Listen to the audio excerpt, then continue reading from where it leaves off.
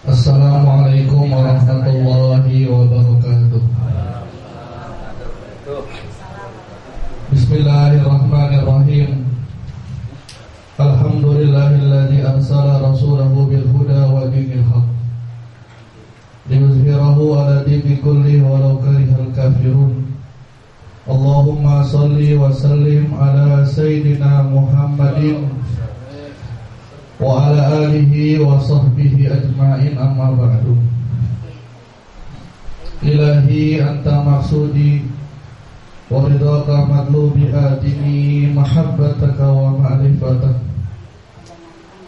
Hadratul mukarramun wal muhtaramun masyayikh ahli silsilah tariqah Qadiriyah Naksabandiyah Mahasuryalaya, nahusuhum bidzikri syekhuna wa murabbi ruhina wa habibu qulubina Syekh Muhammad Abdul Ghaus Saifullah Maslul Al-Qadiri Naksabandi Al-Kamil, anallaha qaddasa sirrahu wa sahaha jasadahu wa tawala umrahu wa yu'idu ilayna min barakatihi wa asrarihi wa karamatihi wa anwarihi bi barakatil Fatihah.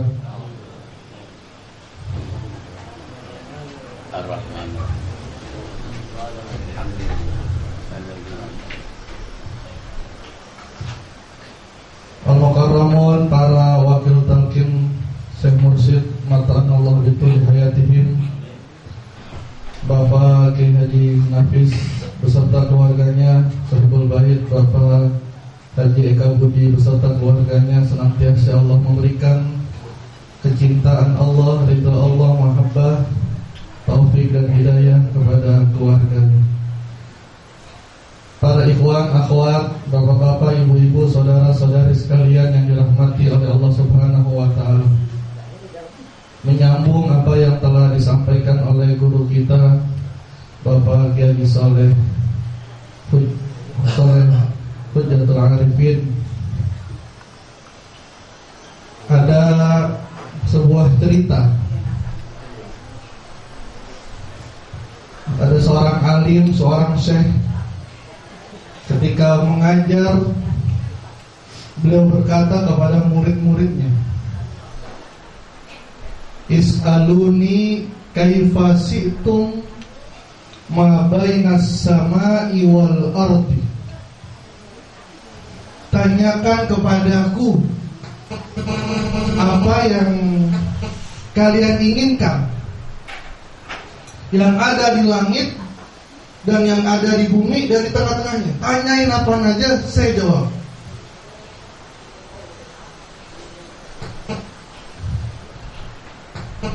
Ada salah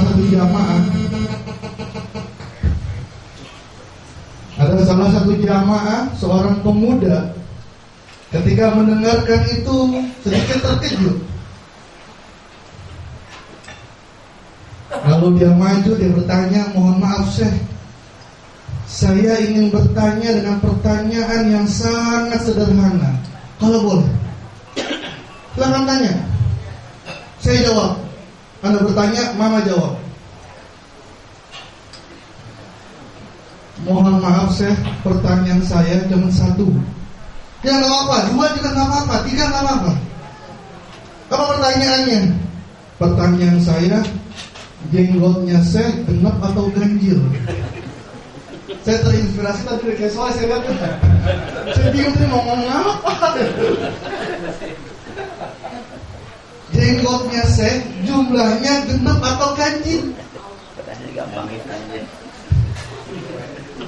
Saya bingung. Pertanyaan apa ini? Tadi suruh nanya. Apaan aja yang di langit, yang di bumi. Saya nggak jauh-jauh. Jenggotnya yang nempel, jumlahnya genap atau ganjil? Dan itu dia lihat mikirin kita ini nggak ada semua nih. Baru pemuda itu berkata, likulli zi ilmin alim. Di atas orang alim ada orang alim lagi. Di atas langit adalah langit. Ucapkan insya Allah. Dia bilang, saya mohon maaf, Jawabannya sangat sederhana. Ada dalam Al-Quran. Bingung lagi Al-Quran. Saya hatam Quran. Di surah mana? Surah yang sering dibaca. Hampir semua orang hafal surah Yasin. Yasin kan semuanya hafal. Pengen tasyakur baca Yasin. Ada orang meninggal baca Yasin. Ketemu jurik baca Yasin. Panjangan tapi Yasin walaupun mendingan panggil Abah aja udah selesai. Muridnya Abah udah ngawur. Baca Yasin kelamaan. Kata saya tuh gak mau balas sampai 83. Ada dalam surah Yasin. Apaan tuh? Subhanallazi khalaqal azwaja kull mimma tumbitul wa min anfusihim. Subhanallazi maha suci Allah yang telah menciptakan azwaja, berpasang-pasangan. Kalau belajar matematika pakai buku Arab, itu ada bilangan ganjil, bilangan genap. Kalau bilangan genap disebut adaduz zaujiyah. Kalau bilangan ganjil adadul fardiyah. Ganjil tuh. Bisa juga ganjil itu witrun. Innallaha witra, innallaha witrun wa yuhibbul witra. Allah itu ganjil, maka suka yang ganjil-ganjil. Maka kalau istri yang paling bagus 1. Kalau enggak 1, 3. Ganjil. Jangan 2. 1, kalau enggak 1, 3. Kita ganjil dan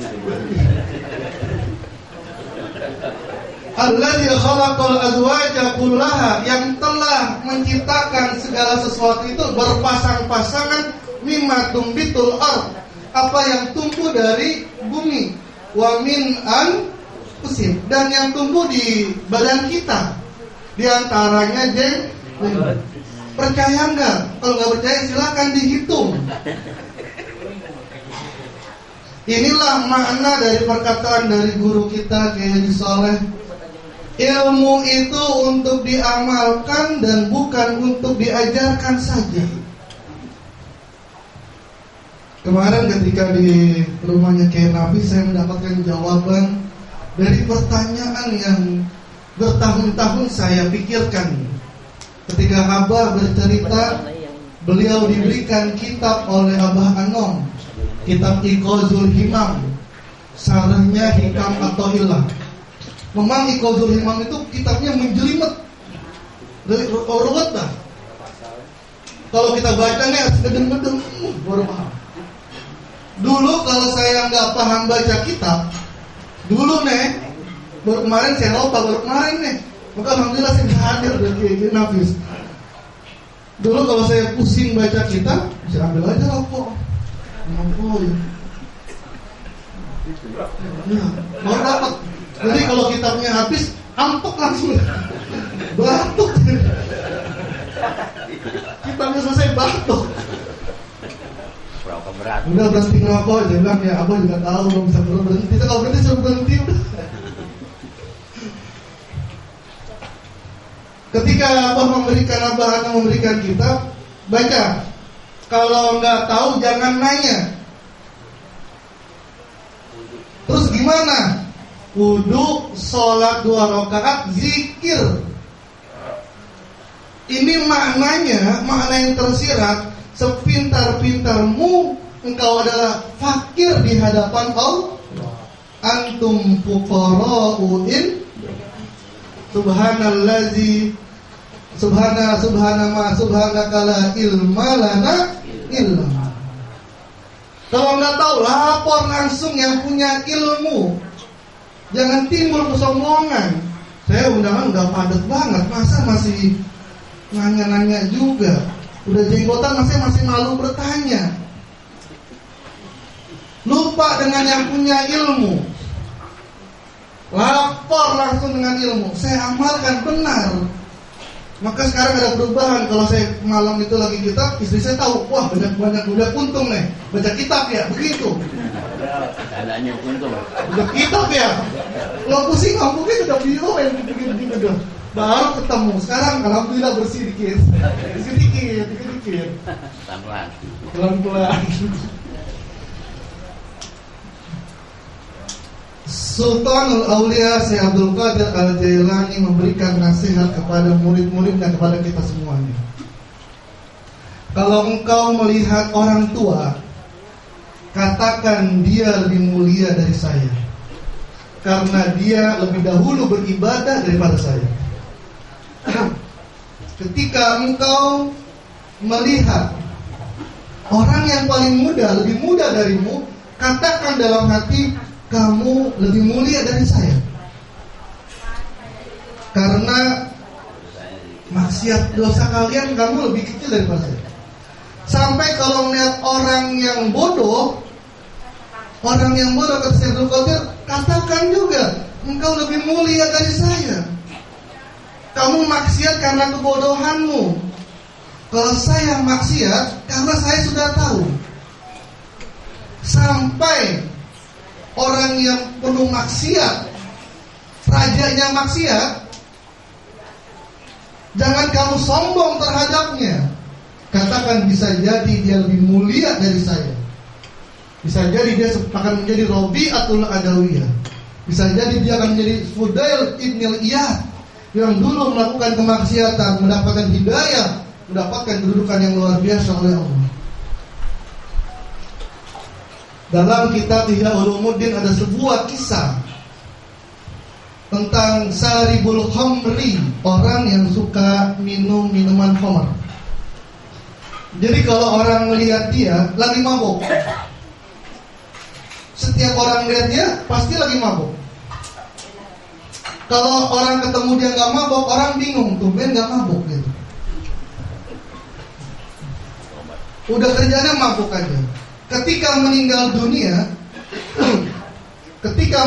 dunia tidak ada orang yang mau bertakziah kepadanya. Nggak ada yang mau takziah kepadanya. Dia dengan istrinya saja ditungguin, nggak ada yang datang. Akhirnya karena terlalu lama yang mandiin istrinya, nggak ada orang yang mau mandikan. Karena ya kerjaannya mabuk.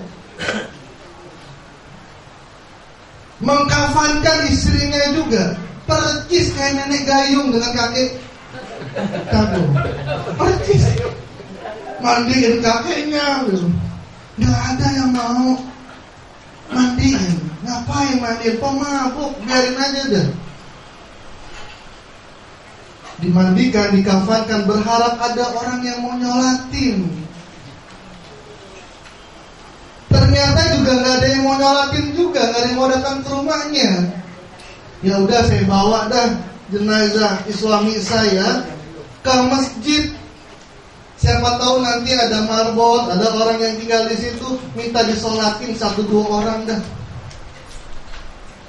Dibawa pakai gerobak itu jenazah suaminya, datang ke masjid.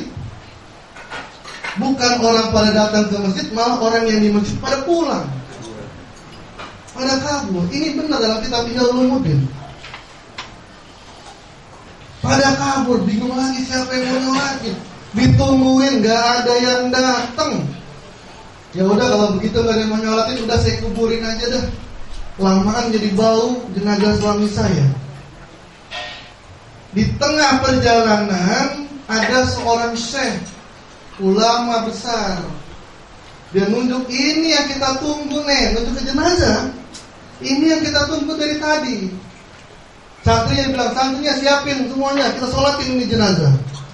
Ini ulama yang khalwat, ulama yang gak pernah turun gunung, di gunung terus. Kerjanya ya ngajar, nyari makannya ya dengan bercocok tanam. Jarang, orang ketemu dia itu jarang. Udah khalwat aja. Kok tumben-tumbenan turun ke kampung dan nungguin jenazah ini. Pas ketemu jenazah ini yang kita cari, kita tunggu dari tadi, siapin semuanya, kita jolatin. Orang kampung pada heran. Ini ulama bukan ulama sembarangan. Yang kata kayak Soleh bukan ulama yang ngejar apa? Orang. Dulu saya begitu juga. Sehari 4 orang istri. Sekarang enggak, ini sudah terima udah. Alhamdulillah gitu. Allah kasih keberkahan. Capek juga ngejar sini asal duduk, ngobrol, salaman, oke. Kita dididik dengan luar biasa oleh Allah. Ini ulama yang Masya Allah zahid, wara. Orang pada heran, kok mau nyolatin? Akhirnya pada ngikutin. Ada ngikutin nyolatin. Setelah sholat tanya, Syekh, kamu tahu nggak ini siapa jenazah? Saya tidak tahu. Tahu nggak ketika dia hidup ngapain aja? Saya pun tidak tahu. Lalu kok saya mau-maunya turun gunung cuma nyolatin jenazah yang hina ini? Saya pun nggak tahu.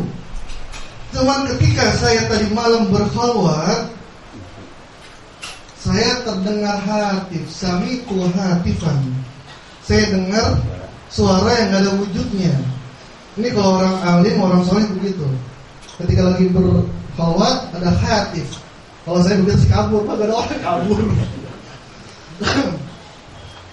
Saya mendengar suara izhab ila hadil qaryah wa ra'aital janaza laisa ma'ahu illa mura'atahu fasalli alaihi fa innahu maghfurun. Kamu besok pergi ke kampung ini, tunggu. Nanti ada jenazah yang lewat. Nggak ada yang nemenin itu jenazah kecuali istrinya saja. Kamu sholatin dia. Sesungguhnya dia telah diampuni oleh Allah Subhanahu wa ta'ala. Kaget satu kampung. Yang dia tahu setiap ketemu dia lagi teler, lagi mabuk, kok diampuni oleh Allah. Ditanyalah, apa sih yang dilakukan oleh suamimu? Dia bilang, ya begitu kerjaannya, mabuk-mabukan. Cuma yang pertama yang saya kagum dari dia, beliau kalau mabuk mau datang waktu sholat dia pulang. Dia pulang tuh. Jam 10 setengah 11 dia pulang, dia mandi, nungguin zuhur di rumahnya.